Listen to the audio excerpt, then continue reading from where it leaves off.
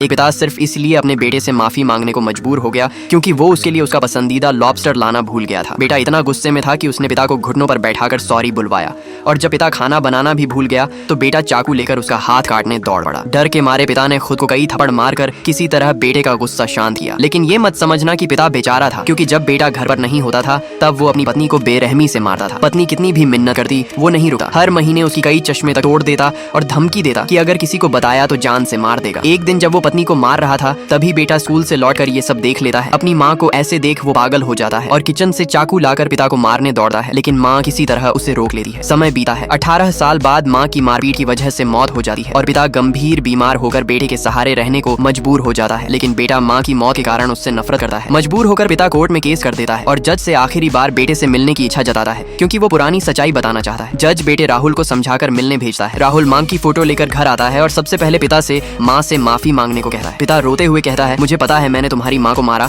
और तुम मुझसे नफरत करते हो, लेकिन कभी सोचा मैंने ऐसा क्यों किया? राहुल गुस्से में कहता है, क्योंकि तुम बुरे इंसान हो। पिता कहता है, हाँ मैं अच्छा पिता नहीं था और ये सच मैं जिंदगी भर छुपाना चाहता था, लेकिन अब तुम्हें बताना पड़ेगा। मैंने उसे इसलिए मारा क्योंकि वो। और जैसे ही पिता सच बताने लगा है राहुल चुप हो जाता है। आखिर वो सच्चाई क्या थी?